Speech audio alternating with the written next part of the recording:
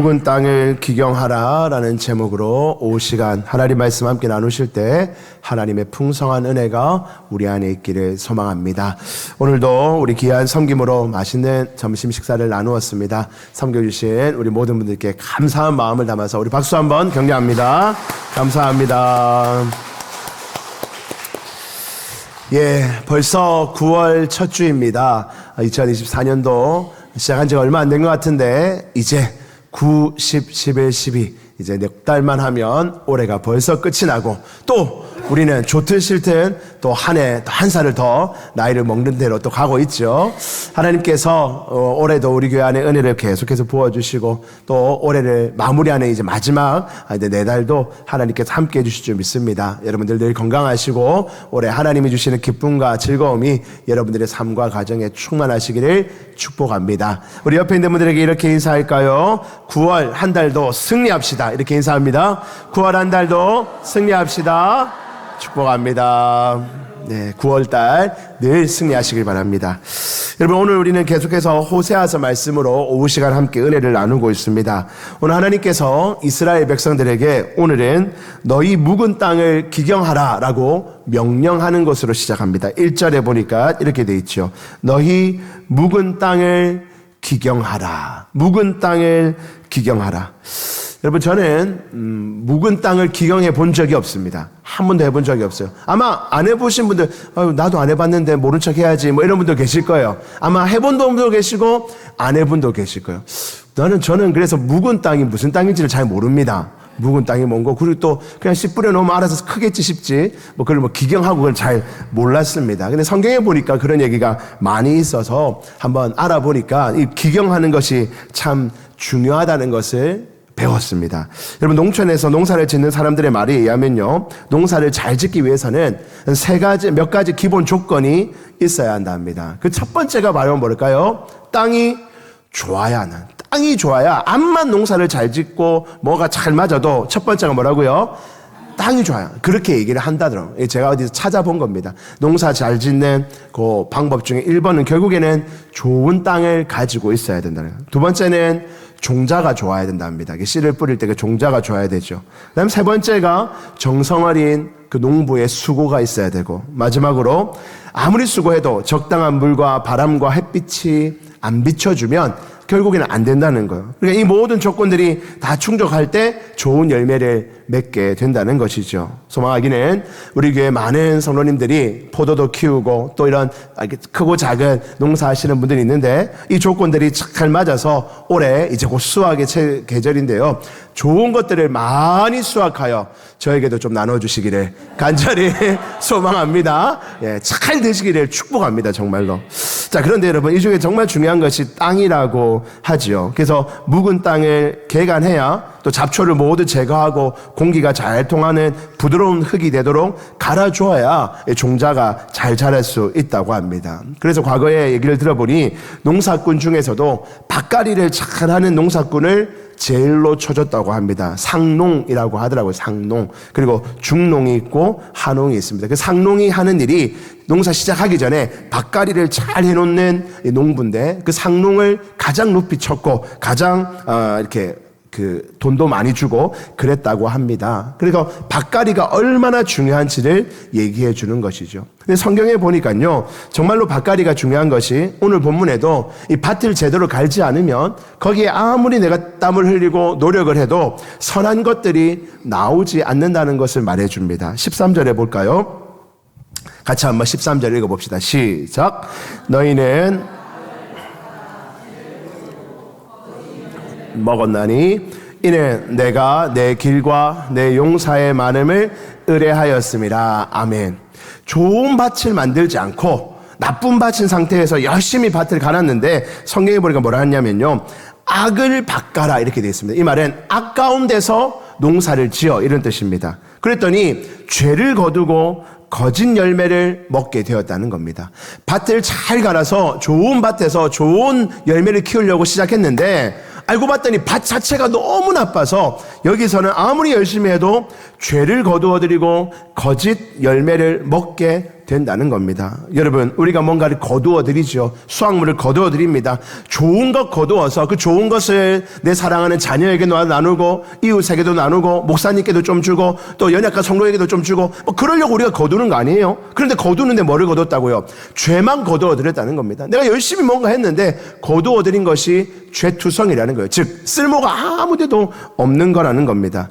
열매를 먹었어요. 열매를 먹고 참 열매를 먹고 기분도 좋아지고 영양분도 키워주고 또 힘도 나려고 열매를 먹었는데 그것이 거짓 열매였다는 겁니다. 참 열매인 줄 알고 따먹었는데 그것이 거짓 열매가 맺혔대요. 왜요? 밭 자체가 나쁘니까 거기서 거두어 드리는 것들이 맺히는 열매들이 아무짝에 쓸모없는 것들로 채워지게 됐다는 것입니다. 9절은 조금 더 그런 상태를 말합니다. 14절 15절에 보니까요 아무 소용없다는 것을 이렇게 표현해 놓았습니다. 그러므로 너희 백성 중에 요란함이 일어나며 내 산성들이 다 무너지되, 다 무너졌다는 거예요. 14절 끝에 함께 부서졌도다, 다 부서져 버렸다는 겁니다. 15절도요 넘어가니까 15절에 이스라엘 왕이 새벽에 정령 망하리로다. 여러분, 오늘 본문에서 말해주는 것이 뭡니까? 좋은 밭이 아니라 갈려있지 않는 밭, 악한 밭, 나쁜 밭에서는 우리가 어떤 것을 하든 좋은 것을 거두어 드리기가 이렇게 어렵다는 것입니다. 좋은 밭을 만들어내는 것이 정말로 중요하다는 말씀이죠. 반대로 그렇다면 기경이 된 좋은 밭에서는 어떤 것이 나옵니까? 12절 말씀 다시 보니까요. 12절 너희가 자기를 위하여 공의를 심고 인애를 거두라. 공의를 심고 인애를 거두게 된다는 것. 맨 위에 절에 너희가 공의를 심고 인애를 거두어 드릴 수 있다는 겁니다. 좋은 밭을 만들어서 우리가 농사를 지으면 공의, 하나님의 공의를 심어서, 그리고 거두는 것을 뭐를 거둔다고요? 인애, 하나님의 사랑과 은혜를 거두어서 그 사랑과 은혜를 누리게 된다는 것입니다. 그러므로 오늘 시인이 말한 건 뭡니까? 너희의 묵은 땅을 기경하라 명령하는 겁니다. 그런데 여러분, 여기서 묵은 땅이 무엇을 말하는 걸까요? 실제 땅은 아닐 거 아닙니까? 무엇을 상징하는 것일까요? 성경에서 말하는 묵은 땅은 결국 우리의 마음입니다. 땅은 우리의 마음을 말하는 것이고요. 여기서 묵었다는 것은 무슨 뜻입니까? 마음이 강팍해지고 마음이 굳어져고 마음이 딱딱해졌다는 것입니다. 굳은 밭은 결국 우리의 강팍한 마음, 굳은 마음, 딱딱한 마음을 말하는 것이고 그것을 갈아엎어서 그것을 새롭게 만들어서 거기에다가 은혜를 심어야 한다라고 우리에게 말하고 있습니다. 사랑하는 성도 여러분, 여러분의 마음밭은 지금 어떻습니까? 부드러운 흙으로 잘 무엇을 탁 뿌리든 기쁘게 받아들일 준비가 되어 있습니까? 아니면 강팍한 마음, 딱딱한 마음, 굳은 마음으로 되어 있습니까? 여러분, 어떤 마음으로 여러분 이 자리에 앉아 있습니까? 여러분, 우리가 신앙생활을 쭉 하다 보면요, 우리의 마음밭이요 부드러운 옥토가 되어서요 뭐를 뿌려도 막 은혜가 되는 때가 있어요. 그럴 때가 있죠. 저도 생각해 보니까요, 제가 언제는 너무 마음밭이 부드러워져 있어가지고요, 누가 말씀을 전해든 그냥 말씀을 전할 때마다 아, 그런 뜻이구나, 아, 나에게 그렇게 말씀하시는구나, 내가 이렇게 하면 회복이 되겠구나 하고 마음밭에 쏙쏙 들어와서 열매가 맺힐 때가 있어요. 찬양을 들어도요, 어떤 찬양을 들어 앞에서 인도자가 이런 찬양을 부르고 저는 찬양을 부르고 마음밭이 막 좋을 때는요, 이런 찬양을 불러도 기쁨이 막 넘치고 좀 이런 찬양을 불러도 또 기쁨이 넘치고 막 그럴 때가 있습니다. 목사님이 농담을 탁 설교 전에 이렇게 하는데 밭에서 거두어드린 거 목사님께 좀 주세요 하면 그래 목사님 나눠드리면 얼마나 기뻐하고 막 다 받아들일 때가 있어요. 그런데 여러분, 마음밭이 딱딱해지면요, 어떤 것이 떨어져도 우리 마음에 심겨지지 않고 악한 것으로 반응하게 될 때가 있다는 겁니다. 우리 마음밭이 딱딱하게 굳어진 것, 이것을 우리는 우리 성경에 나오는 표현으로 강팍해진 마음이라는, 마음이 굳고 딱딱해졌어요. 이럴 때는요, 여러분, 무엇을 심어준들요 기쁨이 안 생기는 겁니다. 무엇을 심어준들 우리 안에 마음의 즐거움이 생기지 않아요. 뭐를 탁 던졌는데, 목사님이 말한다고 뭐를 탁 던졌는데 그게 막 다 튕겨나가는 거예요. 이런 말씀을 정해도 좀 튕겨나가고 저런 말씀을 정해도 튕겨나가고 마음이 강팍해지면 다 튕겨나가는 거예요. 오늘 제가 말씀드렸던 것처럼 용사 열심히 지으셔서 목사님에게도 좀 나눠주세요 이랬더니 아니 마음이 부드러운 사람은 그래 목사님에게도 나눠줘야지 이번에 뭐 해서 포도도 나눠주고 오추도 나눠주고 나눠줘야지 기쁘게 우리 목사님 뭐 내 거 드시면 얼마나 기쁠까 이 부드러운 마음이 강팍한 마음은 어떻게 하는 줄 아세요? 저 봐라 저러니까 살이 찌지 저 뚱뚱한 저게 그냥 뚱뚱하겠나 저래 먹는 거에 탐을 내니까 농사 지은 거 지가 다 먹으려고 저런다 말은 안 해도 마음으로 강팍한 마음은 그럴 수 있는 거예요. 손 들어보세요. 누구예요? 누구? 그럴 수 있다는 거예요. 앞에서 목사님이 찬양을 인도하는데 정예들 찬양을 인도하는데요. 조금 어려운 찬양이 나오면 이 봐라 우리 어른들은 안 배려하고 자기들끼리만 신나가지고 저렇게 찬양하네. 여러분 강팍한 마음은 그렇게 돼요. 강팍한 마음. 저도 그럴 때가 있었어요. 저도 그럴 때가 있어요. 목회자로서 저도 그럴 때가 있어요. 우리 마음이 강팍해지면요. 무엇가 떨어진데 기쁨이 안 되고 어려움이 됩니다. 근데 여러분 우리 마음이 왜 강팍해집니까? 이유가 다양합니다. 여러분들의 마음이 강팍해졌을 때 이유가 무엇이었습니까? 대표적으로 우리가 뭔가 상처받으면 마음이 강팍해집니다. 교회 안에서 목사님에게 또는 누군가에게 상처를 받으면요. 마음이 딱딱해져요. 굳어가는 게 느껴집니다. 내가 죄를 막 지으면요. 그 죄 때문에 우리 마음이 강팍해집니다. 기도를 열심히 했는데 그 기도 응답이 늦어집니까? 응답이 늦게 되나요? 그러면 와 나만 사랑 안 해주시나? 내가 열심히 정말 기도하는데 왜 나의 기도 응답 안 해주시나 하며 기도 응답이 늦은 걸로 말미암아 마음이 강팍해집니다. 인정을 못 받았을 때 강팍해지죠. 내가 열심히 일을 했어요. 열심히 수고하고 땀을 흘리고 아름다운 성과를 만들어냈는데 아무도 그걸 칭찬 안 하고 아무도 인정해 주지 않을 때 우리 마음이 또한 강팍해질 수 있습니다. 억울한 일을 당할 때도 강팍해집니다. 내가 그런 일을 하지도 않았는데 내가 잘못했다고 누가 뭐라 하고 자꾸 나를 억울하게 비방하고 욕하는 자가 있다면 우리 마음이 강팍해지죠. 여러분 우리가 신앙생활을 하다 보면요. 우리 마음에 강팍해질 이유는요. 무궁무진합니다. 얼마든지 있다는 거예요. 사단은요. 어떤 이유를 만들어서든 우리 마음을 강팍하게 만들려 합니다. 사단이 하나님의 자녀된 우리를 그 하나님과의 관계에서 끊을 수는 없다 했어요. 로마서 말씀처럼 어떤 것도 하나님과 우리의 관계를 끊을 수가 없어요. 그러나 사단이 여러 가지 장난을 통해서 우리 마음이 강팍하게 해서 하나님의 자녀임에도 불구하고 하나님의 백성임에도 불구하고 하나님과의 관계를 갖지 못하도록 그 마음에 기쁨을 얻지 못하도록 그래서 하나님의 백성이면서도 늘 슬퍼하고 좌절하고 낙담하고 원망하고 불평하며 살도록 그렇게 사단이 우리를 만드는데 그게 바로 우리 마음을 강팍하게 딱딱하게 만드는 방법으로 그렇게 한다는 것입니다. 사랑하는 성도 여러분, 여러분들의 마음이 굳어져 있습니까? 혹시 강팍해져 있나요? 사단이 노렸던 겁니다. 사단이 계획한 일이에요. 우리가 사단의 그 계략으로 말미암아 우리 마음이 딱딱해져 있는 겁니다. 그런데 여러분 그것을 피하기가 쉽지가 않습니다.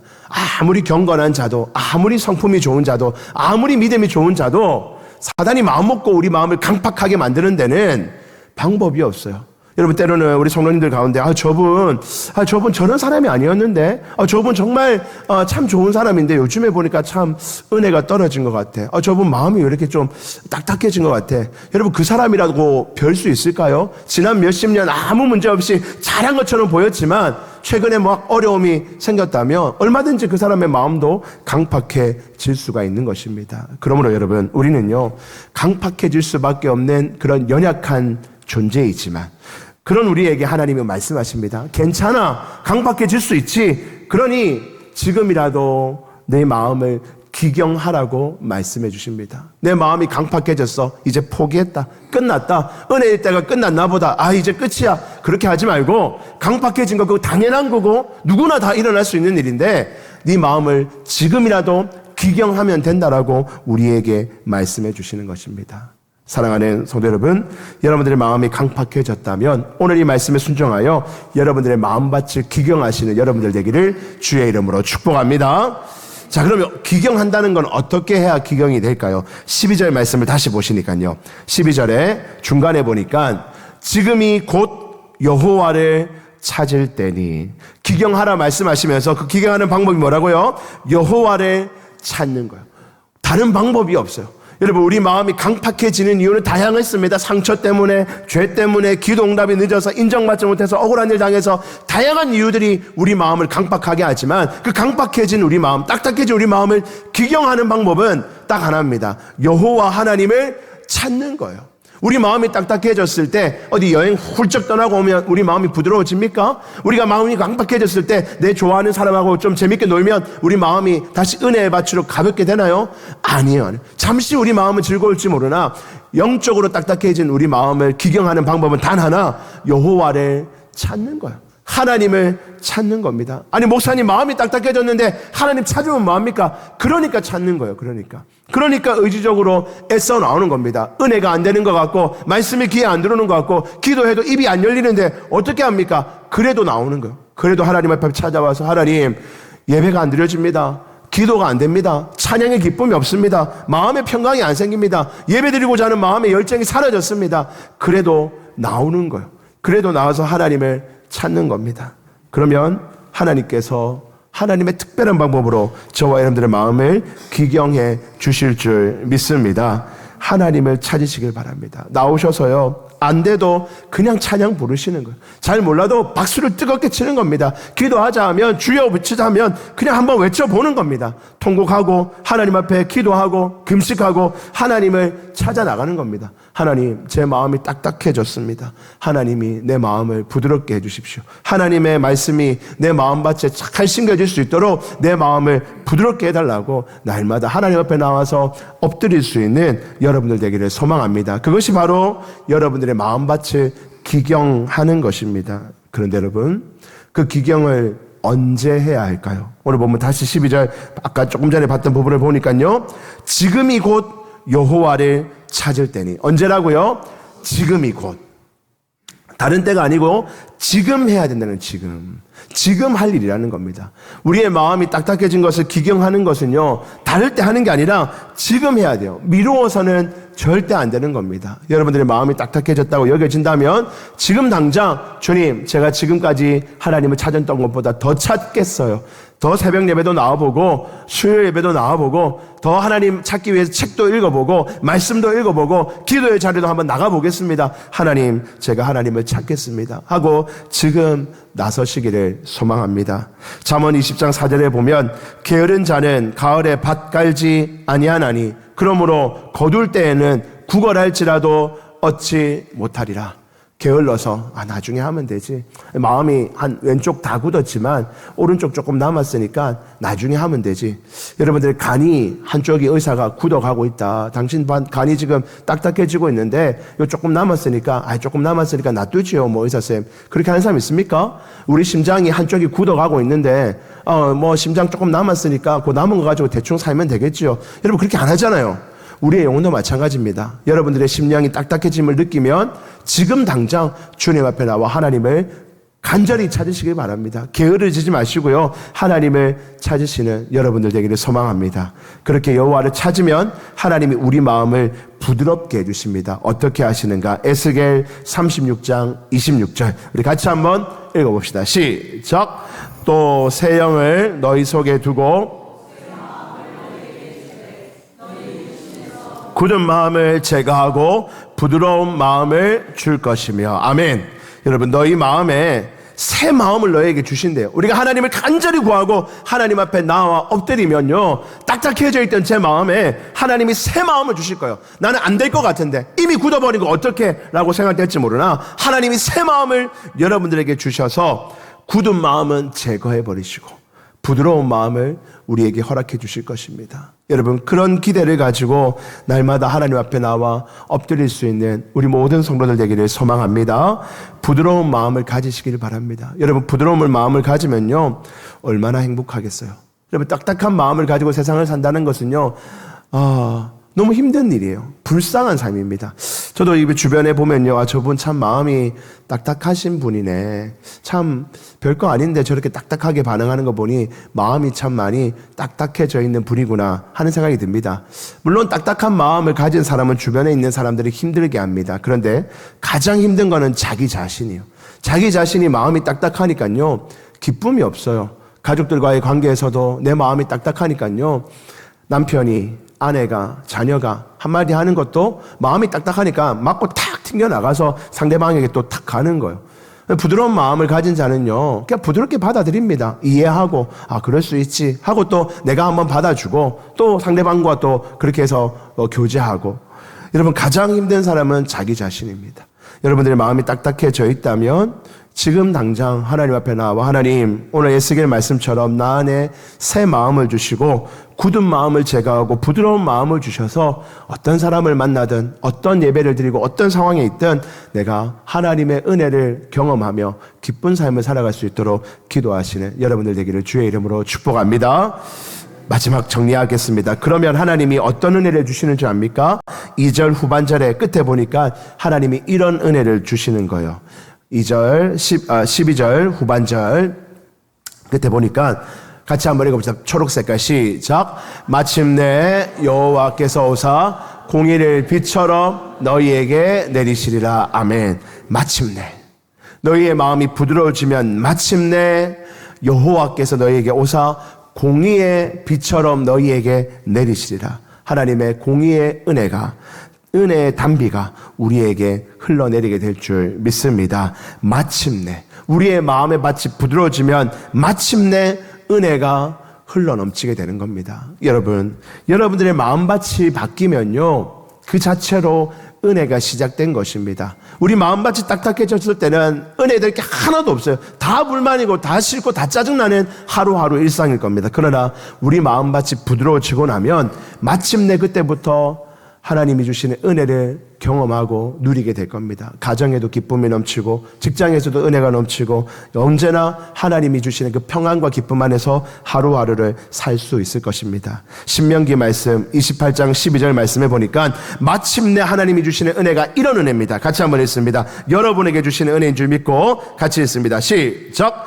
여호와께서 너를 위하여 하늘의 아름다운 보고를 여시사 내 땅에 때를 따라 비를 내리시고 내 손으로 하는 모든 일에 복을 주시리니 네가 많은 민족에게 꾸어줄지라도 너는 꾸지 아니할 것이요. 시편 65편 10절에는요 또 이런 복을 주십니다. 시작. 주께서 밭고랑에 물을 넉넉히 대사 그 이랑을 평평하게 하시며 또 단비로 부드럽게 하시고 그 싹을 복을 주시니라.